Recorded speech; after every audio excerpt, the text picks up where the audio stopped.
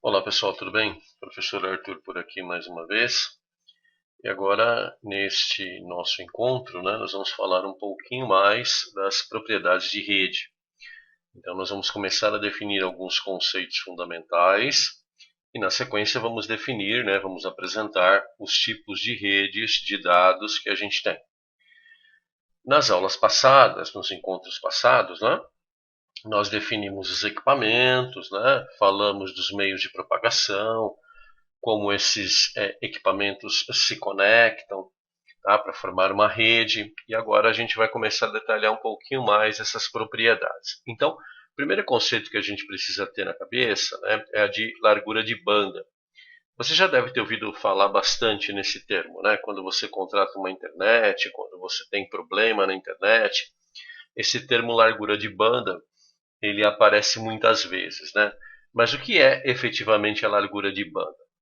Pessoal, em linhas gerais, largura de banda é o quanto de dados a sua internet, a sua rede, consegue trafegar.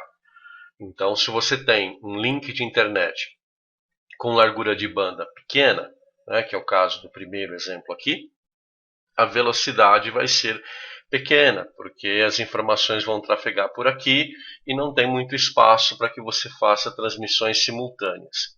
Quando você já tem uma largura de banda um pouco maior, você já tem uma flexibilidade maior de espaço, então mais dados já cabem nessa transmissão e nessa recepção.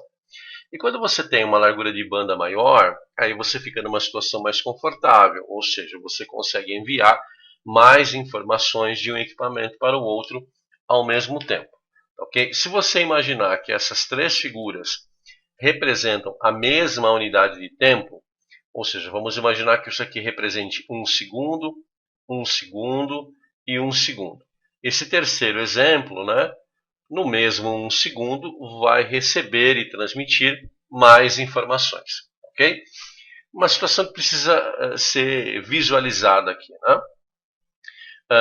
As informações numa rede de dados, elas vão ser transmitidas e recebidas de maneira elétrica. Tá? Então você precisa ter meios de propagação suficiente para poder fazer essa comunicação. Não basta ter apenas a largura de banda, mas você precisa ter o meio de propagação adequado. Okay? Então largura de banda é isso. Quanto maior a sua largura de banda, entre aspas, mais rápida é a sua rede. Okay? E o que vem a ser latência? Latência é o tempo que um dado demora para ser transmitido e recebido.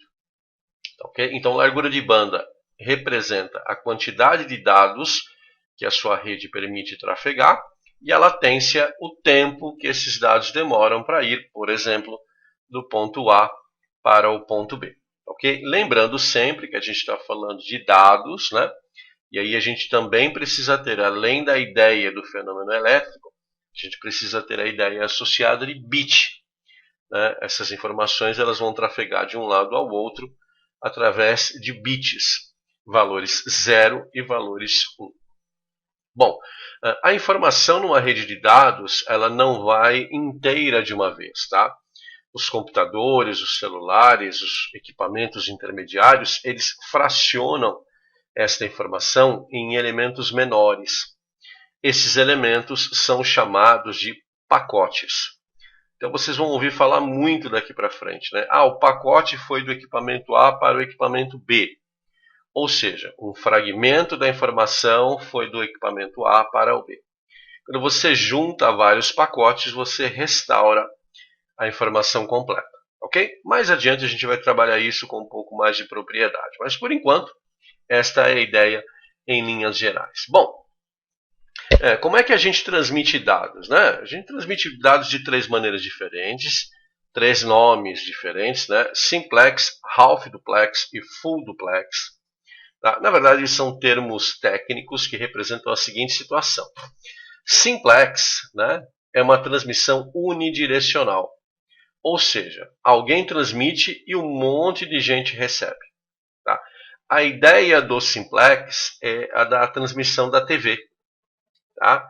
Então você tem a antena da TV lá na Avenida Paulista e centenas de milhares de equipamentos pegando, entre aspas, ali o sinal da TV aberta. Essas TVs, elas não interagem com o transmissor, tá? Elas não respondem para o transmissor. Por isso que ela é chamada de simplex. É bem aquela ideia de simples mesmo, ok? Então, essa é a ideia de comunicação geral, comunicação de massa. É o mesmo esquema das transmissões de rádio, tá bom? O segundo modo de transmissão de dados é Half Duplex. O Half Duplex é esta situação aqui em cima, onde você tem dois equipamentos conectados e eles se comunicam um de cada vez, ok? Então, este equipamento A transmite para o B. O B espera, recebe esta informação e devolve uma outra para o A. O A transmite, o B recebe e transmite para o A, tá bom? Essas transmissões e recepções, elas são feitas na íntegra. Então, numa transmissão Half Duplex, a informação toda é enviada do equipamento A para o equipamento B, que recebe essa informação, processa e devolve para o equipamento A de alguma forma. Ok? Então, comunicação acontece apenas em uma via. Ou seja, ou você está transmitindo, ou você está recebendo.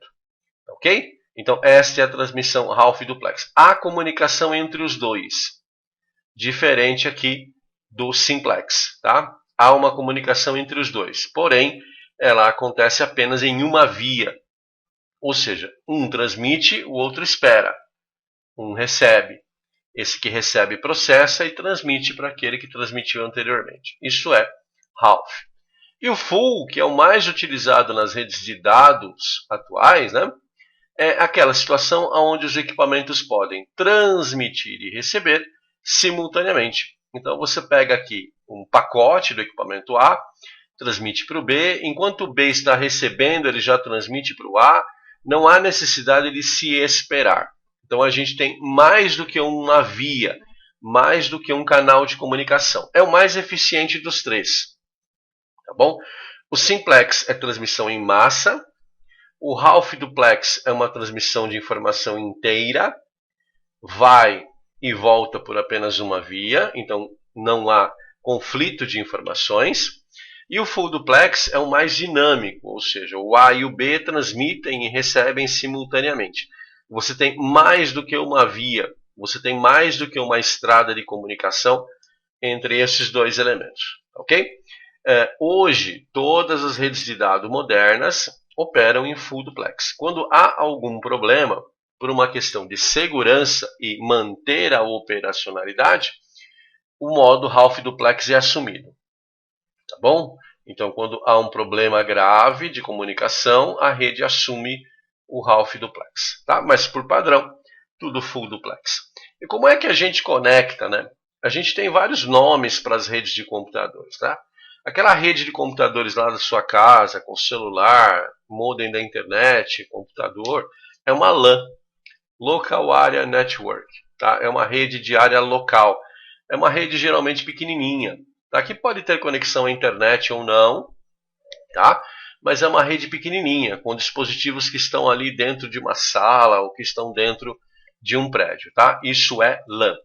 Um outro tipo de rede local é a WLAN, Wireless Local Area Network. Tá? É o mesmo conceito da LAN, é a mesma proposta, só que ela é feita com alguns pedaços ou na totalidade via wireless, via conexão sem fio. Ok? Então, LAN é uma rede local, é a rede da sua casa, de um escritório pequeno. WLAN é uma rede local pequena, porém feita com recursos wireless. Ok? Essa é uma diferenciação sutil, mas as duas representam geograficamente o mesmo espaço ocupado. Um terceiro item muito comum hoje em dia é a PAN, Personal Area Network, tá? Que são aquelas redes formadas por dispositivos Bluetooth. Tá? Os seus sensores, né? A sua pulseira, o seu relógio, teclado, o joystick, né? Eles se comunicam a uma distância pequena com um elemento central, com um concentrador, e essa PAN ela é sempre feita sem fio. Ok? Então, quando você tem um teclado sem fio, um mouse sem fio se comunicando com um desktop, você tem uma rede PAN.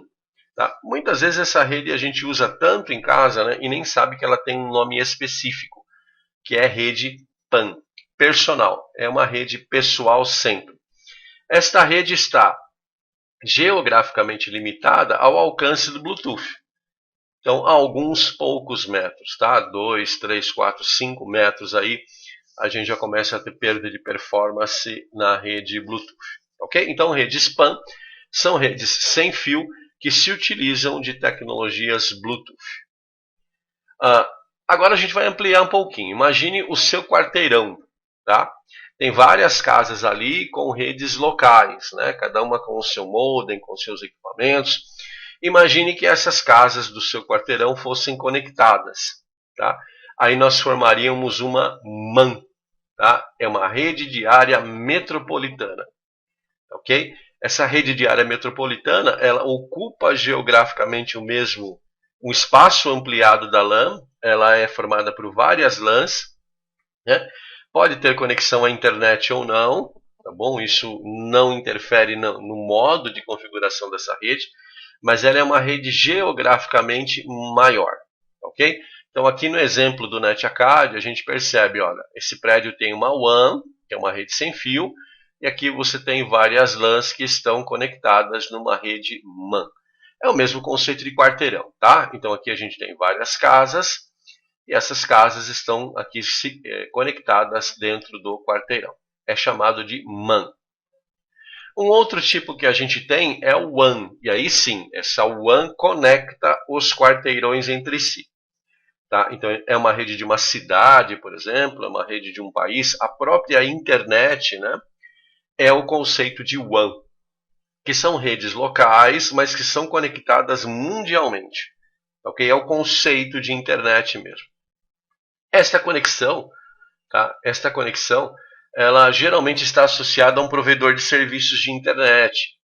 Claro, Vivo, né, Sky, esse pessoal todo aqui é que opera nesta região, ok? Então, várias LANs, tá?